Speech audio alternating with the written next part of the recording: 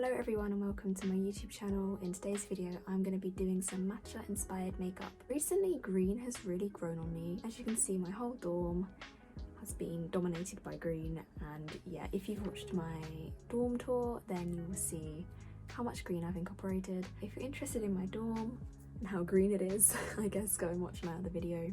So without further ado, let's get into the video. If you guys have watched my other videos by now, you know the drill. Tom Ford Cushion Foundation to start with. I am just going to use a little bit, and I'm also going to use some powder after this just because I feel like matcha, I was feeling matte vibes today. So I'm just going to apply a very thin layer of that over my skin. My skin's actually doing okay recently. I do kind of have issues with like hyperpigmentation and like redness, and yeah, this gets rid of all of that without looking too heavy. So I don't know if you can see the difference, but here's the side without the makeup and here's the side with the makeup. My under eye circle is like gone. Not long ago these puffs became popular, like this triangular kind of squidgy wedge thing. So yeah, this is the Chifu powder. I don't know if that's how you say it. I got this in Japan. I'm still using it. I got it last year in December, and yeah, it's really good powder. Okay, I will kind of say the triangular wedge is kind of good to get into the under eyes. I actually wanted to use more colour because I never wear colour on my eyes. I think a lot of people feel like they don't really have the occasion to play with colour, which is kind of upsetting because makeup should be fun as well. It shouldn't always be boring and about covering up. It should kind of be about having fun as well. Because spring is coming, I just thought, why not change it up and just try something new and try and wear it outside as well. Like, I do plan on wearing this makeup out, so yeah, this is your sign to start wearing more colour. Moving on to blush, I'm actually going to use an apricot shade of blush today and not a pink shade. I've kind of realised more of a peachy, pinky, maybe apricot shine would look better on me than like a full-on fuchsia pink.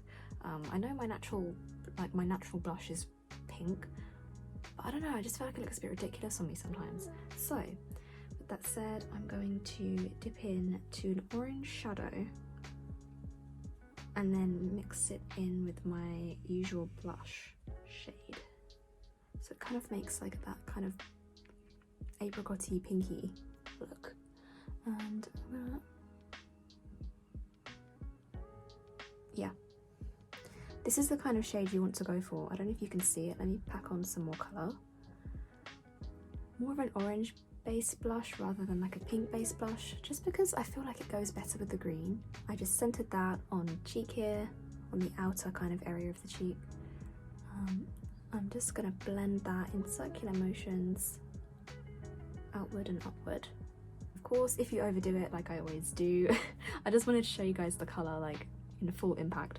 Try and just blend it out and soften it out with a foundation or just, you know, some powder. Also kind of want to blush the chin a little bit, and then also the nose a little bit. Is that too much? I think it's okay.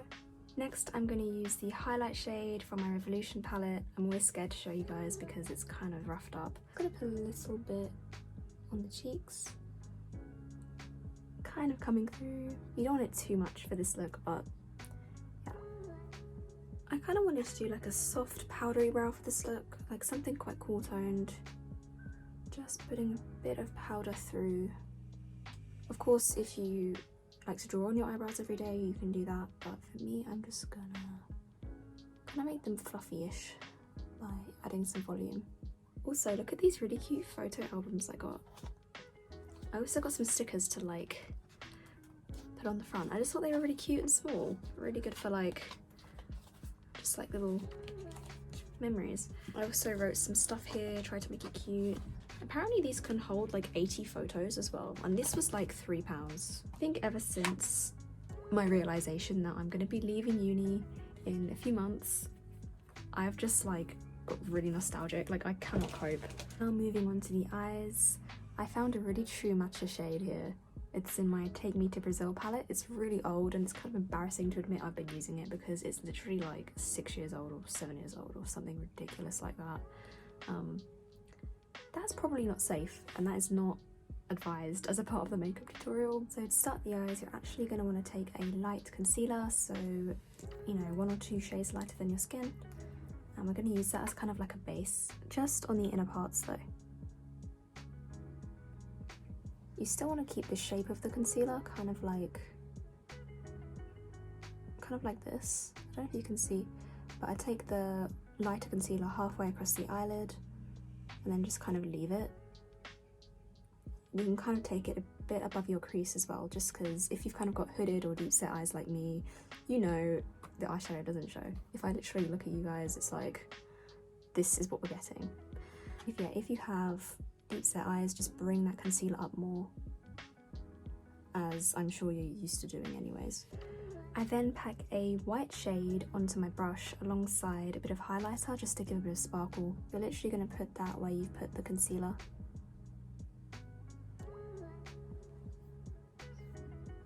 I'm then going to take kind of like a yellow shade. I don't know if you can see, it's kind of like yellowy green, and that's kind of going to be our transition shade from this white area to the skinny area. Just kind of put it in the middle, just there. And obviously, yeah, keep adding more colour, be as liberal as you want with it. I didn't want the look to be too deep greeny, if you know what I mean. Like, I didn't want it to be like an olive green, because matcha, I don't know. Matcha has a very, very unique colour to me, and a lot of it can kind of have this yellowy tinge to it, so really focus on concentrating that colour in the centre so that the white and the green like have clear contrast. With a clean brush, just gently blend the 2 colours together. So you're kind of left with something like this. Now it's time for the more deep green. I'm just packing that into the outer corner, kind of like that. Now remember, you don't want it to look like a bruise because this colour is very, very similar to what my bruises come up as, so we will definitely blend it.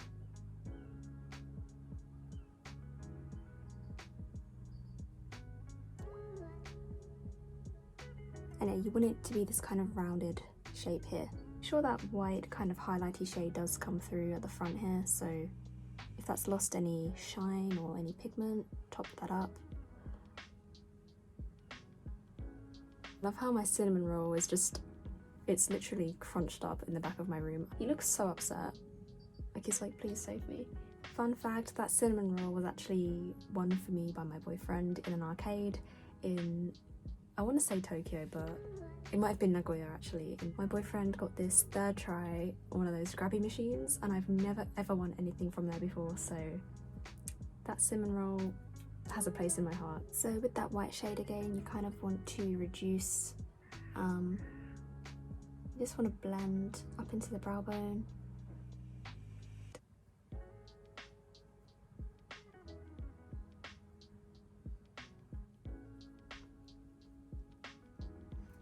This is kind of what we're working with now. I do still feel as if this look is looking a bit cool toned, so of course we're going to bring in some warmth with a brownie shade. That brown shade is kind of going to blend in with this area and then also come down sort of on the under eye here. So this is what it looks like after adding in the warmth. It definitely improves it, and of course we're going to put on some liner and some mascara to finish it off. You kind of want to go with a very spaced out look between the lashes. I usually put emphasis here, like have the longest lash here and then the longest lash sort of here as well, so it kind of like opens and then elongates your eye. Speaking of green tea and matcha, the best matcha I ever had was in Kyoto in Japan, which I was lucky enough to visit in 2019, I believe. That was absolutely unreal. Although I still struggle to understand the difference between green tea and matcha. Like, I don't fully understand it, but apparently there is a difference. I assume matcha is just like the powdered form of it. But then again, it's also that's also the name of the tea. Then there's also green tea, so I don't know. For liner, usually I'd recommend more of a brown shade, like a dark brown, because it really complement the look, but I don't actually have that at hand. So I'm gonna try and fill any gaps in the waterline with this eyeliner.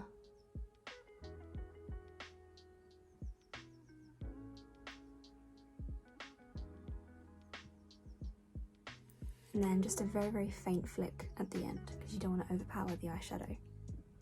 So for lips, I'm going to use this nude Dior shade. It's called Rouge Dior 219 Rose Montegine Satin, my favourite ever nude. Before this I did actually try a red lipstick and it looked absolutely horrific. I do not recommend.